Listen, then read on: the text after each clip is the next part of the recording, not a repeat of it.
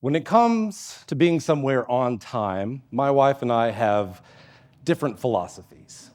She lives by that timeless motto to be early is to be on time is to be late, and to be late is to be left behind. My motto is slightly different. I say to be early is unnecessary, to be on time is to be on time, and why be late when you can be fashionably late? But it didn't take long for me to recognize that I appreciated having a happier wife early than I did those extra 10 minutes of sleep in the morning. What I did was recognize what I value more, changed my behavior, and made for a better situation. Values are woven in to who we are as people. They can determine what you say, what you do, where you go, who you friend. Take being a consumer, for example. Let's say you really value health food. You may be driving all the way across town to get to the only organic grocery store that there is. I used to frequent the local less than desirable grocery store simply because I valued supporting the local community. But typically I'm just cheap. No, I value fiscal responsibility, yes. So I'm looking for the coupon or the discount. If I asked for you to give me your top 5 values right now, you'd probably be able to come up with a list. They may be a little generic or broad, but then if we took your day, your schedule, and divided it into segments of time or energy spent, would that list overlap with your list of values at all? See, values have a tendency to run on autopilot. Every now in an emergency, one may come and take the driver's seat, but typically they don't. I've had times in my life where I might as well have been driving a minivan because all of my values were in the back watching a movie. Earlier this year, I injured my foot. I don't even really know how it happened. Last thing I remember doing was hiding Easter eggs in the backyard. I suppose after an entire winter of being stationary, the rough terrain of grass is enough to tear a tendon. I had to wear this big orthopedic boot on my leg. And the worst part wasn't having to wear the boot, it was running into people who recognized me. And every time they would look at it and they would gasp and say, "Oh my, what did you do?" And every time I would have to say, "Nothing. It just happened."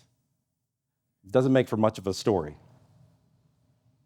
I thought of that when I considered, what if my younger self could travel into the future and see my life as it is today? What would he think? Would he be impressed? Or would he gasp and say, "Oh my, what did you do?" And I would have to say, "Nothing. It just happened."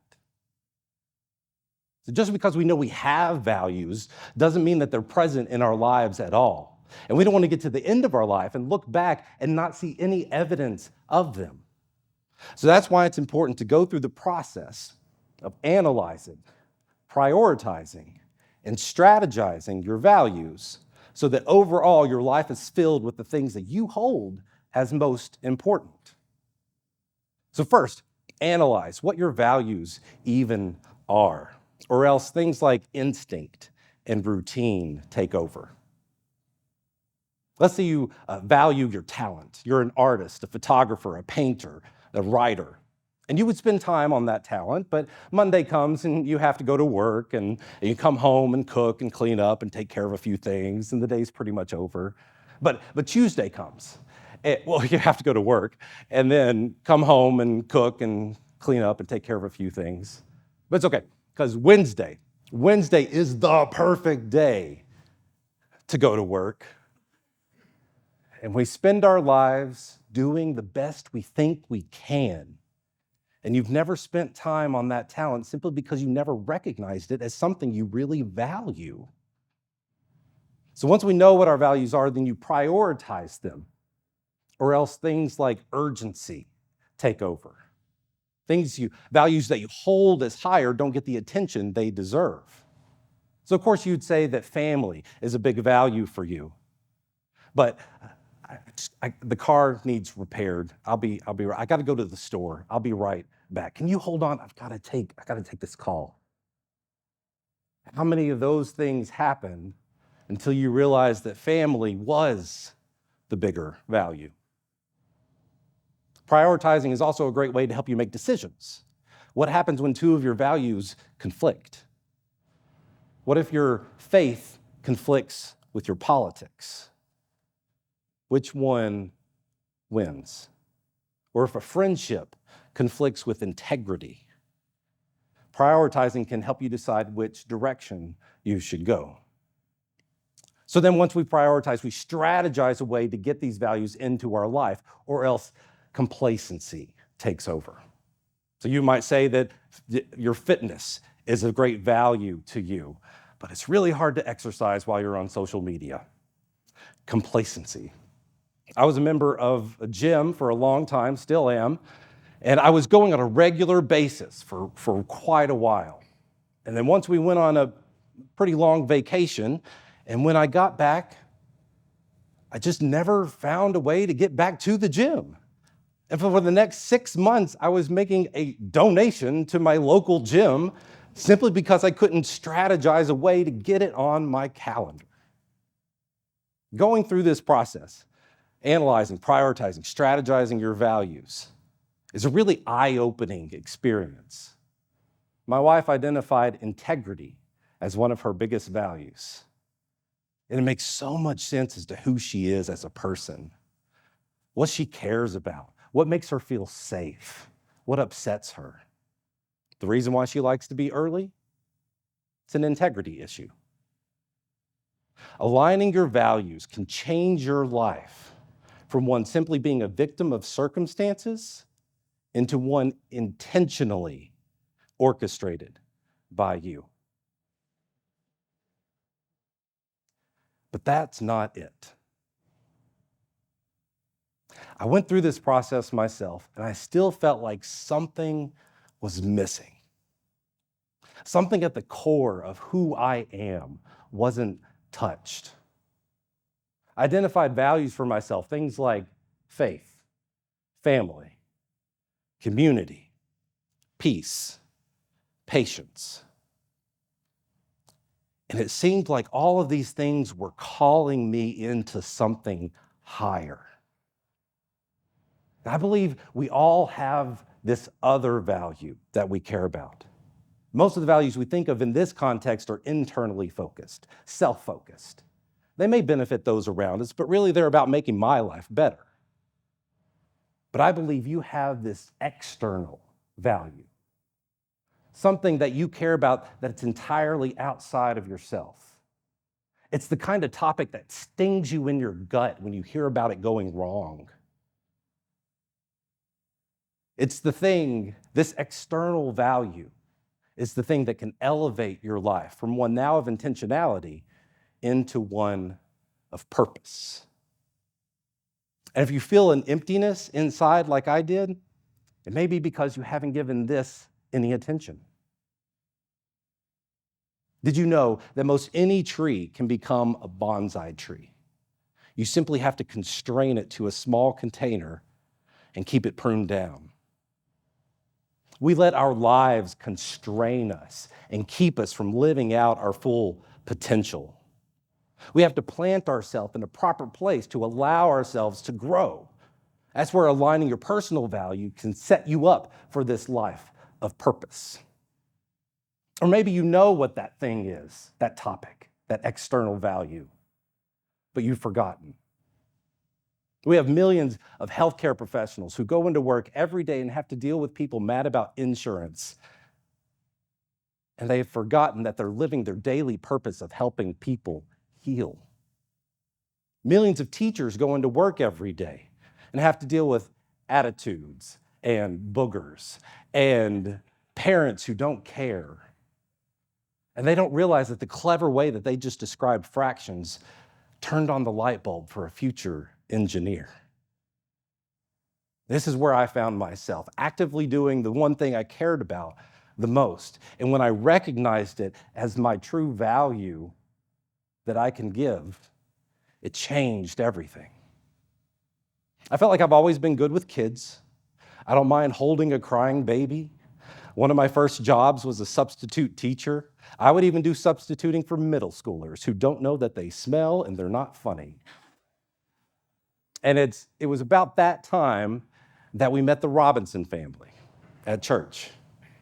The Robinsons had 5 kids of their own, adopted another 4, and had done foster care for over 80 children, many of them medically fragile. The Robinsons, we would see kids come into their house and simply blossom over time because of the support that they were shown by them. They inspired us to become a foster home ourselves, and now we've been blessed to have had 16 kids come stay with us. And I hope each and every one of them is better for it. Since our very first case, we recognized how much the mom loved her kids despite her circumstances, and how good it was to see them together in a healthy place. We said, that's it. That's special. We want to see that happen again and again. See, I value foster care. I value the good that it produces. Earlier this summer, we sent our kids to a week at camp. Our kids being 1 biological kid, 2 former foster kids, and 2 current foster kids. And we stopped by later in the week for a visit to see that they were all thriving, each in their own element. And the counselors came up to us and told us about how good each of them were doing. And we left that night just so proud. But as we were driving home, you could see a set of first responder vehicles with their lights on the side of the road. As we drove by, there was a man sitting on the sidewalk in between them, having some kind of episode. If I had to guess, it was drugs.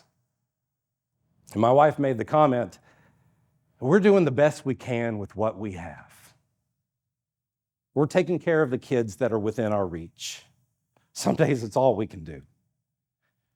So who's supposed to be there for this man?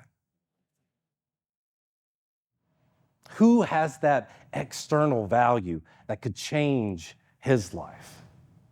So I like to think about it. Which one of you has that external value that could have changed his life and sent it down a direction and wouldn't end up here?